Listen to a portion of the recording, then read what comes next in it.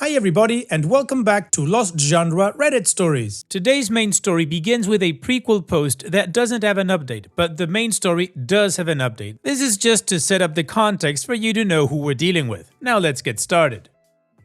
The prequel post is from the subreddit Am I the A-hole and it's by user FarHedgehog1887. Am I the a-hole for walking away from my sister's wedding and ruining her reception?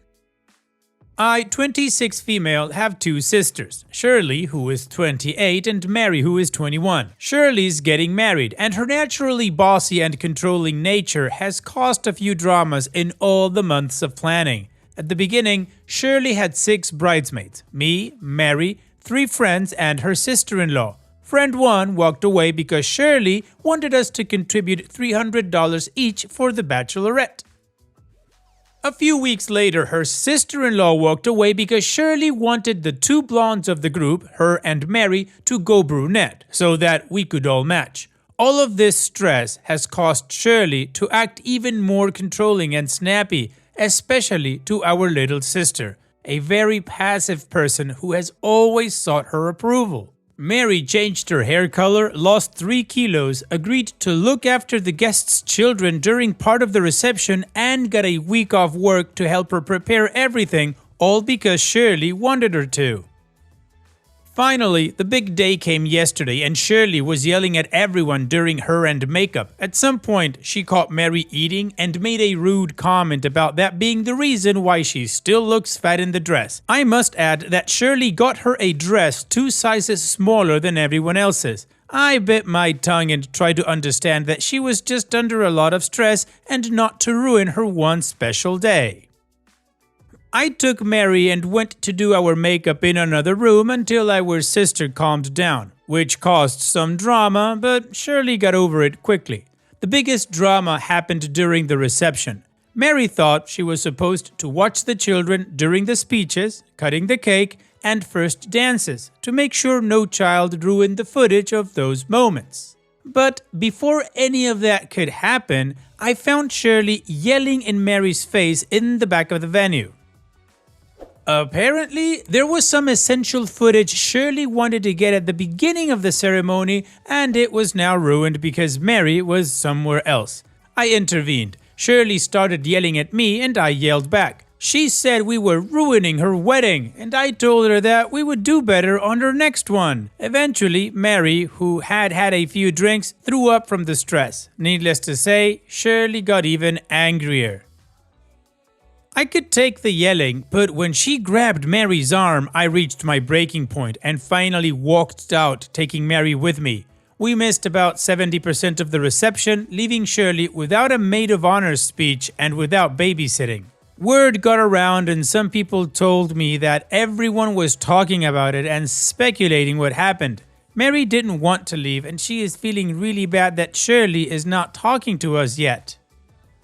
Now I'm wondering if I should have just sucked it up for a few more hours instead of ruining her special day. We are all really close and I don't know if it was worth damaging our relationship for a bit of an attitude. But I couldn't stand to see Mary treated so poorly by someone she looks up to so much. So Reddit, am I the a-hole?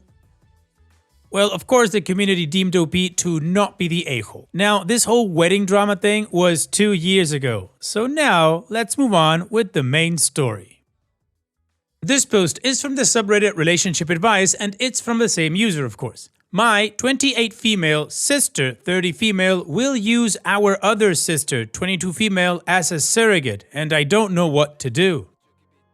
Hello, I don't use Reddit and made this account to post about an issue with the very same sisters a couple of years ago, and now I'm back. I'm stuck in a tough situation between my 2 sisters, Shirley, 30 female, and Mary, 22 female. Shirley's always been the bossy big sister and Mary's the sweet, passive one who'll do anything to keep the peace. This dynamic has been our norm for as long as I can remember. Now, Shirley and her husband have tried to have children for 2 years now, but the 3 pregnancies she had during this time were terminated before the 11th week. They've been devastated, which I genuinely feel for. The problem is that Shirley latched on to the idea of Mary carrying the baby for her. Mary's set to graduate from college in 4 months, and the plan is to start the process immediately after. Mary says she's okay with it, but she always just looks sad about the things she'll miss, like partying or her favorite foods, since Shirley will have her move in to make sure she's following a specific pregnancy diet. Or she seems anxious about the process itself. When we've talked about it, she's said things like, "Shirley's done a lot for me, this is the least I can do for her," or "She's really counting on me, I don't want to let her down." She keeps brushing off her own doubts, and it's so obvious to me that she's only agreeing because Shirley's guilt-tripping her. Mary seems to also be mourning her body, doing a lot of body checks in the mirror, and once she laughed anxiously, joking about how it's all gonna go. I think partly because, yeah, it will change a lot, but also because Shirley keeps making comments about how Mary won't be cute and skinny anymore. These comments make me furious, but every time I push back, Shirley dismisses me, saying she's just telling the truth and I don't understand sacrifice for family. I'm worried because Mary has always looked up to Shirley to the point of idolization. I think she's afraid of saying no because she doesn't want to disappoint her and because of the absolute hell she'd make. But I can see how uncomfortable she is when this whole surrogacy thing comes up. She also keeps looking up pregnancy complications and birth videos, and I can see she's so anxious about the whole thing. I don't want to overstep or make things worse, but I also can't just sit back and watch Mary sacrifice her body and mental health for something she doesn't want to do. I've tried talking to her about whether this is what she truly wants, but she just deflects and says Shirley has been through a lot and deserves this. How do I get more involved? How do I approach Mary without making her feel more pressured? How do I help her see that it's okay to say no if she doesn't want this? Would going to Shirley help with anything? Well, it is a tough position to be in, of course, because, well, one, you can't kidnap your sister, and I don't think talking to Shirley would do any good because she only cares about herself, so telling her that her younger sister is going to go through hell for her doesn't mean much, actually. If I was in your shoes and considering that Mary is looking up videos and stuff, I would help Mary get very educated in the whole process. Pregnancy, delivery, and everything that comes after that. Does Shirley expect Mary to nurse the baby? Also, the mental implications that this whole thing means. And unfortunately, I think that's as far as you can go. She is an adult, and even though she might be doing this for all the wrong reasons, it is her decision. What do you guys think? Let me know in the comment section, and now let's check out the community comments. Rainy Hawk says, "It's my understanding that a legitimate surrogacy place or doctor won't sanction a surrogate who's never had children. Are they doing this legitimately, or is this some do-it-yourself thing? This is simply not appropriate. And from Shirley's comments about Mary's body, it almost sounds like she's partly doing it so Mary isn't thin and cute anymore. Is there a doctor involved who could stop it?" Weekly Conversation 8 says, "Unless they don't go through an agency, she'll be disqualified since she's never carried a pregnancy to term. She needs to say no. It doesn't matter what Shirley has been through. She has baby rabies and doesn't care if she destroys Mary's mental and physical health in order to get what she wants. It doesn't entitle her access to Mary's body. She's selfish as F. Where are your parents?" And Opie responds, "Mom is dead and Dad mostly stays out of it and just does what Shirley wants. I think Mary is like this because Mom died when she was younger and Shirley was kinda like the female authority figure in her life." And Angel4077 says, "Your sister's eggs not being viable means she can carry a child perfectly well, just not her own. She needs donor IVF, not surrogacy. Is she a moron? Your young sister is just as likely to miscarry as the older one with her dud eggs. Convince your other sister to only donate her eggs, not her body. There is nothing stopping Sister 1 from carrying a child. She is just refusing." Opie's edit. "Shirley needs a baby. It's all because of her mother-in-law. Her husband needs an heir. I think it's the only reason why she isn't upset about the baby not being from her egg. She's really worried about giving him his child, and I think she sees Mary as an extension of herself, so she still feels like she's in the whole process."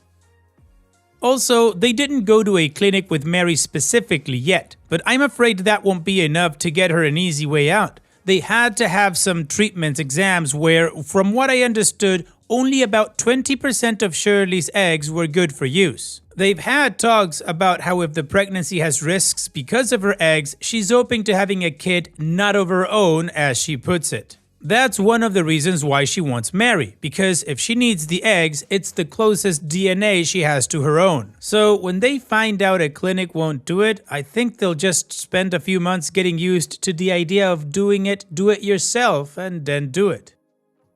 Well, of course, the community is trying to help out OP with ideas on how they can help Mary to get out of this whole thing. And I think that third commenter might be onto something that could help Mary get out of this whole thing. Being an egg donor, not a surrogate. Also, they're all right. A clinic would reject them. Anyways, let's move on to the update to see how this story ends. I had so many useful comments and I want to thank you all. I'm not exactly eloquent and don't like to ramble in case the information I'm giving is not really necessary. So I think I didn't provide enough context and didn't explain things right in my last post. So I hope to clarify a few things with the update also. So how the timeline of events happened. Shirley's in-laws are kinda rich and have this obsession about their firstborn and only son having his heirs. Shirley is kind of scared of her mother-in-law and is really feeling the pressure. There's always a bigger fish. Shirley and her husband tried for 2 years to have a baby naturally. After miscarriage number 3, they went to a clinic, not to try anything yet, just to know what's wrong. From what I understood, the clinic said only a few of Shirley's eggs were good and that her husband should be healthier so he can better his sperm. Shirley had the idea of having Mary as a surrogate. This is only an idea, not discussed with clinics or anything. Mary agrees and it becomes official that she will carry their baby. When the possibility of Shirley's good eggs still not being good enough was brought up, the idea was to do it, and if Mary has a miscarriage, then they will use Mary's eggs. Which is why I said that when they found out that the clinics would not allow Mary to be a surrogate, that they would probably do it homemade. Because the only reason I can think of why they wouldn't do it yourself would be because they want Shirley's egg. But since I learned they were open to Mary's egg, then yeah, they'd see no problem going do it yourself. So at the time of me writing the post, the plan was going to the clinic, doing IVF with Shirley's egg and putting it into Mary. And if that didn't work, which everyone seemed to be thinking is what would happen, doing IVF with Mary. So after I posted, I did a few things that were suggested in the comments. Firstly, I showed Mary this post and the comments. She only read about a handful of them and then she threw up. She does that quite frequently under stress, and didn't want to keep going. This way, I convinced her to go to a doctor friend of mine and had them explain the whole process to her, how that would change her body, how she might die, the bonding hormones she'd have to the baby, breastfeeding really freaked her out, etc. Then we explained the situation and asked them for a letter stating that Mary was not suitable for pregnancy. Then I went to have a conversation with Shirley. Shirley has really surprised me with this whole situation since the beginning. I thought she'd definitely argue with it and demand to go to said doctor and want to know what exams were made and take Mary to a different doctor, but no, she just started crying. Her mother-in-law is really the only person who Shirley is not the one in control with, and it's really weird to me how much this whole thing is stressing her out. Then I started my presentation, my literal slideshow presentation, and I did what another person had suggested, which was to use Shirley's insecurities against her. I told her about how if it was Mary's egg and Mary carried it, the whole family would see it as Mary's kid. It also helped that Mary told me that in the dinner where the plan was announced to his parents, his mother said something along the lines of, "Her kid? Oh, what a pretty girl. Those pretty eyes. You know, there are evils that come from good." I told Mary we could IVF Mary's egg and put it in her, that we could even keep it a secret that it was Mary's. She seemed to like the idea but was insecure with what would happen if that also didn't work out. Because again, we don't really know if her uterus isn't also a part of the problem. I told her that we could then put her good eggs or Mary's eggs into a different surrogate. She was against the idea at the beginning because she's a control freak and she knows no one else would put up with her crazy rules besides Mary. And also mainly because she kinda sees Mary as her own or an extension of herself, I think. So Mary being pregnant almost feels like herself being pregnant. So then I started talking about having Mary in her home, how for the first 5 months she wouldn't even look pregnant, so it'd just be hot, pretty naive Mary walking around her home in pajamas and making breakfast for her husband. How in every family event and doctor's appointments the attention would be all on Mary, which of course would be different with another surrogate because Mary is cute and lovable, and doesn't mother-in-law already seem to like Mary more? And I repeated that again, if she or another person got pregnant, no one would have to know that it's Mary's. However, everyone would know if Mary carried it because everyone knows that no clinic would allow that, so it'd be obvious that they did do it yourself. And Shirley finally accepted it. Mary was so relieved when we invited her over to tell her. Shirley told her not to look so happy, and it makes me a bit nauseous to think maybe she knew Mary wasn't into it. Yeah, she definitely knew. And she wanted to start the exams right away, even though she was insistent into only doing it after Coachella. So I guess she does truly want to. She also may be scared Shirley will change her mind and is trying to hurry things up. It's only been 2 weeks, so it's a miracle that they even got an appointment and 1 exam each. Shirley, Mary, and brother-in-law. Still no results. But the current plan is putting Mary's egg inside Shirley. I've tried to talk to Mary about how she will feel having a kid that it's still hers in the world, but she seems too relieved to even think too much about it. She just makes a joke about how she's just happy her abs will stay in place and that's it. I don't know if I should do more.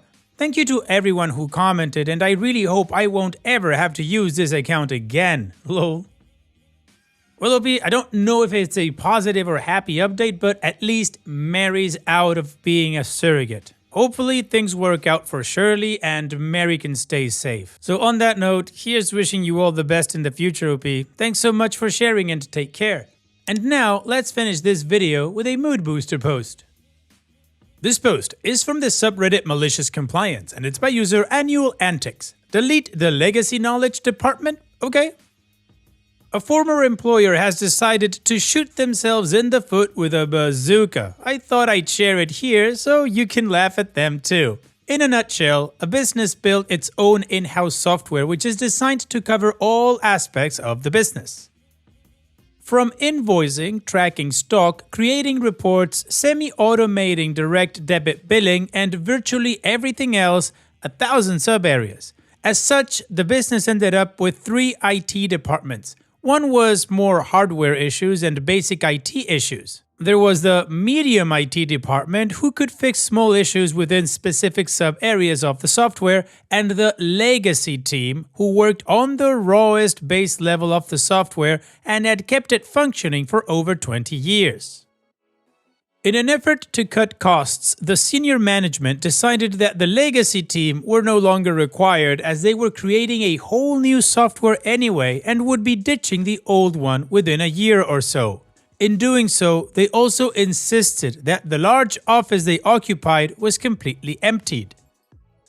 This included several huge filing cabinets of paperwork, compromising dozens of core manuals and countless hundreds of up-to-date how-to-fix documentation pieces, as well as earlier superseded documents they could refer back to. The legacy team sent an email to the seniors basically saying, "Are you sure?" To which they eventually received a terse email back specifically stating to destroy all paperwork. They were also ordered to delete all digital files to free up a rather substantial amount of space on the shared drive and wipe their computers back to factory settings. So it was all shredded, the files erased totally and the computers wiped. The team removed every trace of their existence as ordered and left for greener pastures. It's been 3 months and there was recently a power outage which has broken something in the rebooted system. the company can no longer add items into stock, which means invoicing won't work, as the system reads as "can't sell what we don't have." In turn, this means there's no invoices for the system to bill, so it's back to pen, paper, and shared Excel sheets to keep track of stock, manually typing invoices into a template, and having to manually check every payment received against paper invoices, all of which is resulting is massive amounts of overtime required to keep up with demand.